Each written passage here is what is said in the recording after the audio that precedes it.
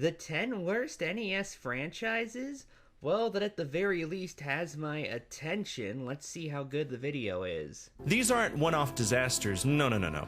These are series that tried again and again to win our trust, and instead became lessons in why we read the back of the box before we buy a game.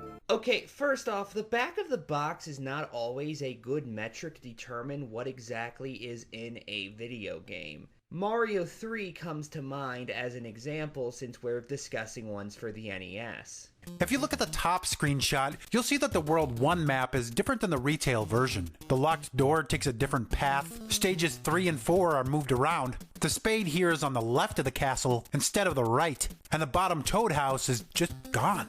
If you look even closer, you'll see the second screenshot shows a hilly grassland stage with parabeetles and note blocks, but the weird part is that level is not even in the game. But second off, are you expecting the back of a box of a video game to tell you if it's any good? Because that seems incredibly unlikely. If only because that would get in the way of somebody buying said game, which is how companies make profit. Anyone who's familiar with the world of film DVDs, for example, know just how much some people will stretch in order to make it sound like their product is good. Now, I noticed something, and I feel like sharing this. I don't often talk about the blurbs on DVD and Blu-ray covers, but this one here is kind of special, you see. Because on the front we have a normal blurb, normal empty, pointless blurb from Access Hollywood. Access Hollywood will praise anything if you fucking give them like $50 and a smile. But it's the one on the back that really caught me. It's the one blurb on the back. It says better than the original. Now, is this blurb from somebody at say Rolling Stone or the New York Times or Variety or USA fucking Today? You know, is it from a source that matters?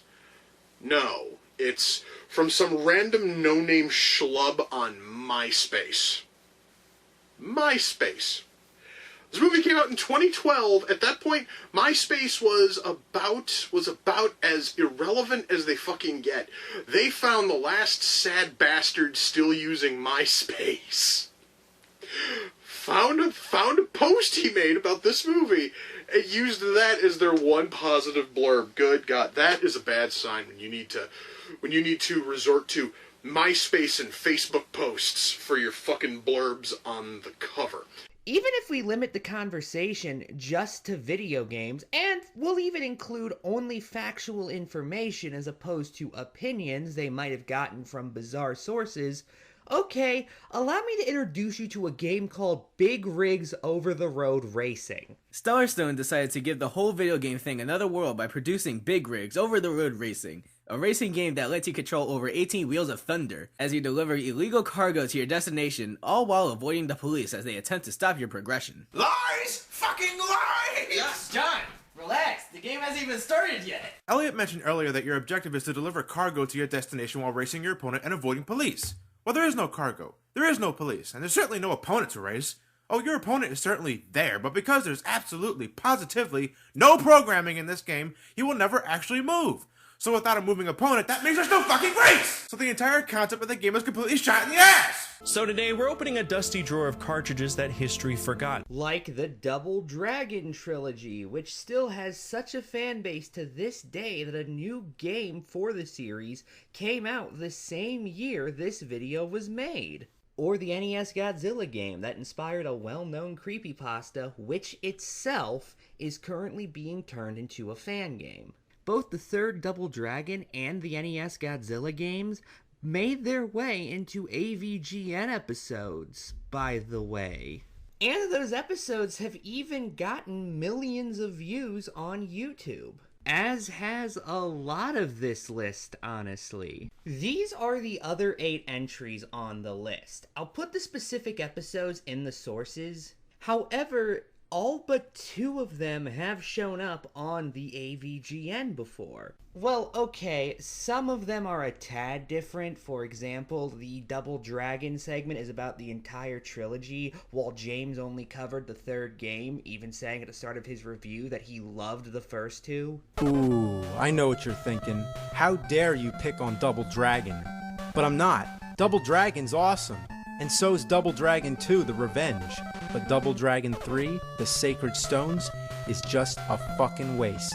And his Ghostbusters segment includes New Ghostbusters 2, which was not talked about in any of the AVGN Ghostbusters episodes, although he ends up praising that game despite this being about the worst NES franchises. Meanwhile, HAL in Japan made the New Ghostbusters 2, which had tight controls, real fun, but it was never released here. It was, however, released for PAL region, so congrats Europe, you got a great game. America got slimed, all the while Japan got monetary satisfaction.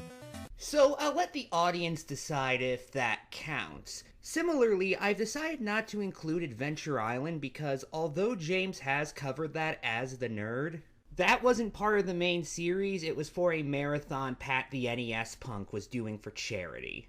Making it incredibly weird you act like people have just forgotten about these games when no, they all made appearances in a rather popular YouTube series. Some of those games have even managed to get quite a bit of infamy outside of the AVGN and got covered by other video game reviewers. Both Taco Man Plays and The Noob reviewed Bart vs. the Space Mutants, for example. Mind you, Taco Man reviewed the Genesis version, not the NES version. However, outside of some fixes regarding controls and level design, they are essentially the same game. So I'd personally count it. Again, if you don't want to as an audience member, you can make that determination. All three of these reviews, by the way, mention a detail about Bart vs. the Space Mutants that he apparently didn't notice. Bart vs. the Space Mutant kicks off things by asking you to collect purple things.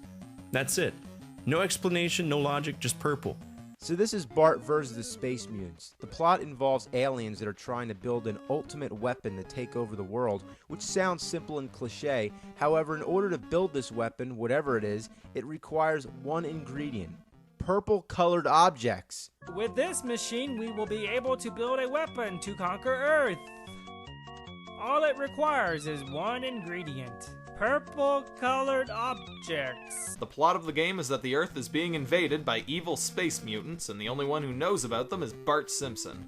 And the aliens' genius plan to conquer the world is to build a weapon that will help them conquer the world. Alright. So far I don't see any holes in this plan.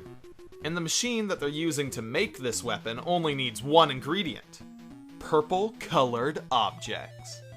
Okay, the holes are starting to appear. Hell, shortly before I began working on this commentary, a guy named Some Big Kid did a video on the MS-DOS port of the game, proving that even to this day, people are remembering it and very much aware of it. And none of this is even getting into what I think is inarguably the best piece of media related to Bart vs. the Space Mutants, Hudo Hulam's Revenge's improvised creepypasta on the game. A line of which strangely resembles his criticism of the Simpsons NES games in general. What caught me off guard was that Bart in the game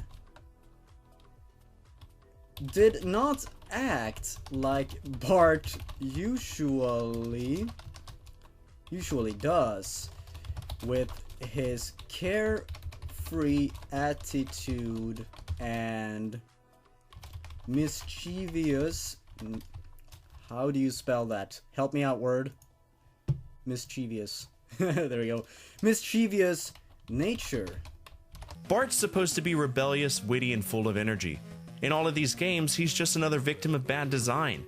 Also, you don't actually collect the purple-colored objects. You make them not purple, remove them from the area, or cover them up in some way so the aliens can't make use of them. Side note, you guys might have also noticed that X-Men games and LJN games are listed separately, even though the X-Men games were on the NES. Since I've already shown some clips of reviewers, I'll just let the AVGN mention it again. Well, we are doomed from the very start. Take a look. Somebody makes an X-Men game for Nintendo. Why, in the love of fuck, does it have to be LJN? You take one look at that logo, and you just know There is no gold at the end of that rainbow, because this, my friends, is the unholy stamp of death. Yep, another X-Men game on Nintendo. It's just called Wolverine. They didn't call it X-Men 2 or anything like that because I imagine they're trying to distance it as much as possible from that other piece of shit.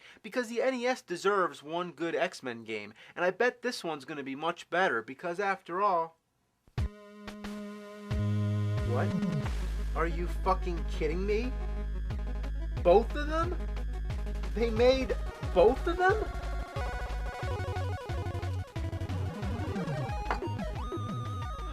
God. And by the way, why are LJN games listed as an entire franchise? They were a company that published games. They weren't makers of the LJN series or anything like that. Every kid knew the name. Double Dragon was the arcade experience. 2 brothers, 1 mission, and 1 giant brawl through the streets. On the NES, though, it was like watching a great band perform without the drummer. So, like listening to one of several great bands, given a variety of highly popular bands don't have drummers? The first game removed co-op completely, the double part of Double Dragon, and replaced it with a strange leveling system that makes you grind the same 2 thugs just to learn how to kick. No, they replaced it with a multiplayer where you take turns, not a leveling system. The hell are you even going on about? I get what you're trying to say, that the arcade version had cooperative multiplayer while the NES version has this leveling system, and both are exclusive to those versions. However, your mention of it being replaced makes it sound like you believe those 2 things to be related when they really aren't? Then came Double Dragon 3, where Technos decided the ultimate challenge was to make you beat it in 1 sitting. No, it was to make you beat it with 1 life. You always had to beat the Double Dragon games in 1 sitting, given they lacked either a save feature or a password. Bimmy and Jimmy became a meme, but the real typo was pretending that this trilogy was balanced. Okay, first off, yes, it became a meme in this game that everybody forgot about. Not sure how that works exactly. Second off, are you going to show the typo? Genuinely, why are you just using random B-roll as opposed to actually finding the relevant clips? Hell, I'll do it for you just using a screenshot from the aforementioned AVGN episode. Bimmy and Jimmy became a meme, but the real typo was pretending that this trilogy was balanced. And this isn't even the only example, by the way. Here's him talking about the Ghostbusters game on the NES and discussing its infamous ending. And when you finally win, the game congratulates you with the following. Congratulations, you have completed a great game. No. No. And here it is after I personally edited it, so the relevant thing was on screen while he was talking about it. And again, for the sake of transparency, I just took a screenshot from the AVGN episode, essentially. And when you finally win, the game congratulates you with the following. Congratulations, you have completed a great game. No.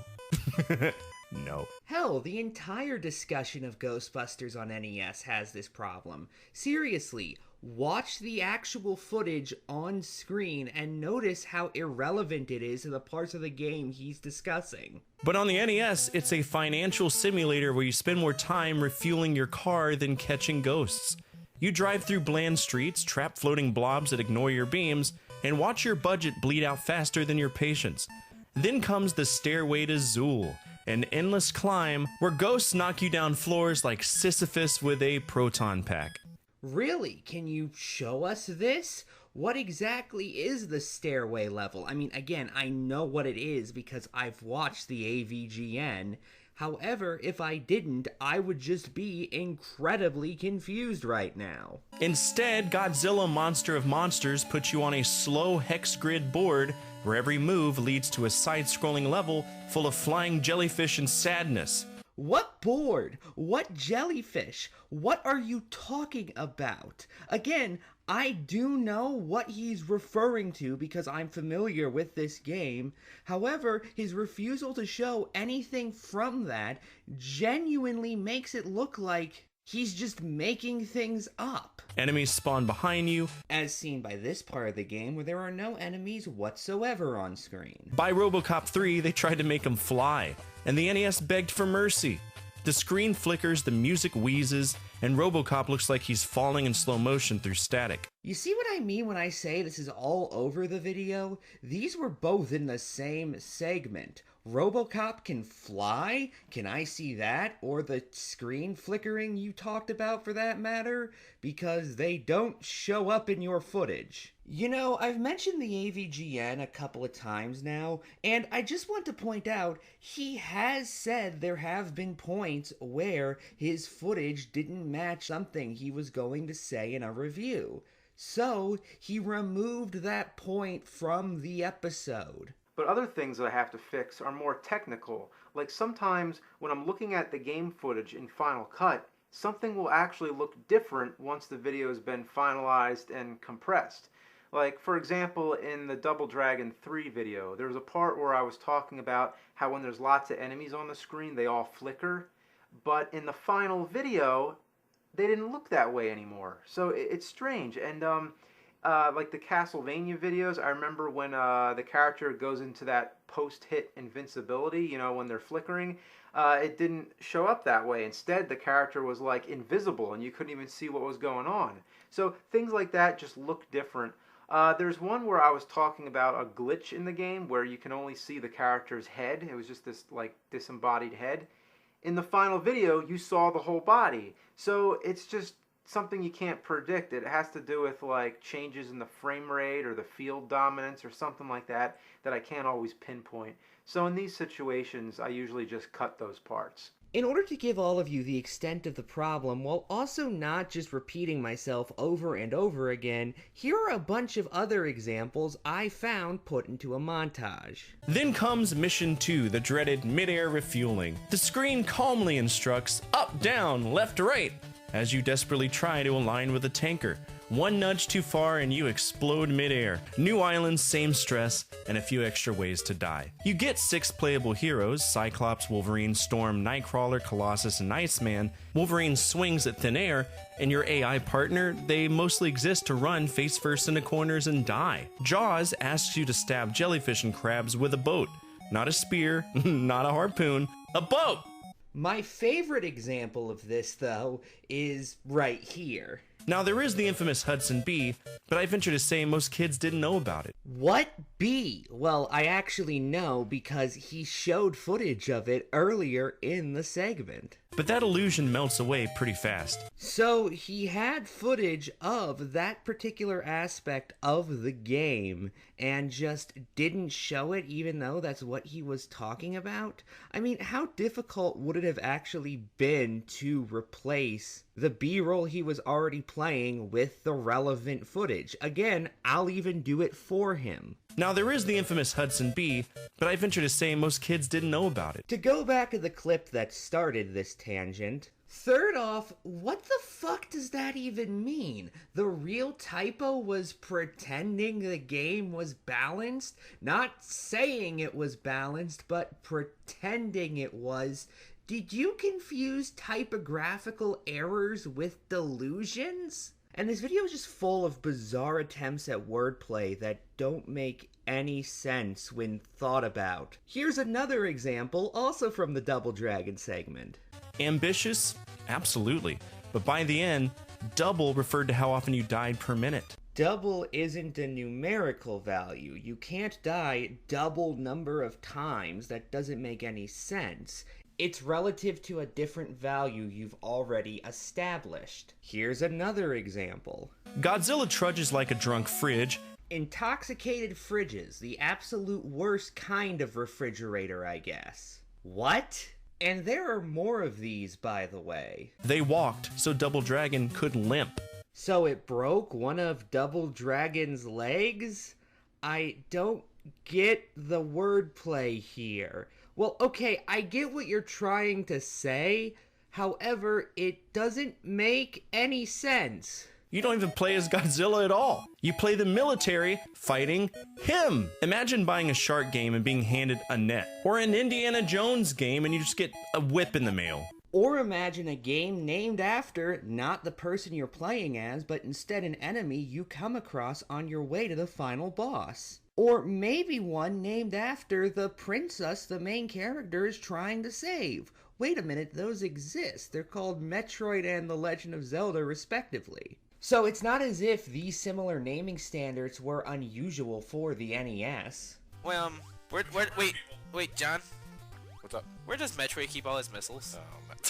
Elliot, if you were born in the 80s when this game came, in the 80s, if you were around the time this game first came out and you didn't read the manual, you can probably get away with saying that. Your first challenge is not dogfighting. It's landing on an aircraft carrier. You line up, follow the radio commands, adjust your speed, your altitude, and still, no matter how perfect your approach, the game decides it's time to go swimming. No, if you have the correct speed and altitude, you will land the plane successfully. That is just a confirmed fact. The AVGN once landed the plane correctly on accident using the power glove. Oh my god, what the fuck am I doing? I'm trying to land the plane in Top Gun with the power glove. I can't even land it with the regular controller.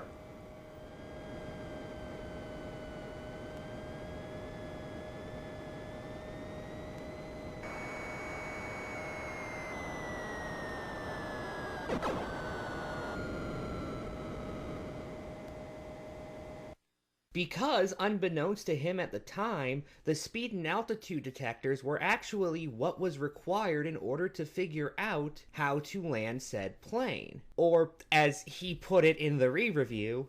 Or no, I'm a fucking dipshit. It says right there, the altitude and speed. So, just follow the numbers. Don't pay attention to the flashing instructions. You can tell that thing to go fuck its face. The fruit meter drains every few seconds, turning every level into a mad sprint for your next snack. Miss one jump, trip over a rock, and you're instantly punished. The first statement could be made about literally any game that has a time limit regarding how long the player can spend in a level before dying. And as for the second one, yeah, if you do something wrong in the video game, you get punished for it. That's how video games tend to work in my experience. There's no mercy, no checkpoints, and no time to breathe. And because of this, the player gets... No respect. No respect. LJN's name became a symbol of fear for an entire generation of gamers. On paper, they had the dream lineup: Jaws, Karate Kid, Friday the 13th, Back to the Future, Beetlejuice, The Punisher, Terminator. LJN did not make the NES Terminator game. It was developed by Radical Entertainment and published by Mindscape and Bethesda.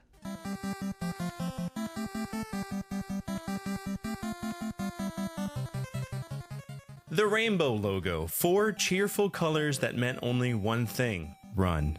The LJN logo has 6 colors, not 4. At the height of its fame, The Simpsons was unstoppable. Well, obviously, because, as we all know... They'll never stop the Simpsons! Anyway, final thoughts. This video just didn't do a very good job explaining its points for reasons I've already elaborated on. Good night, and good luck.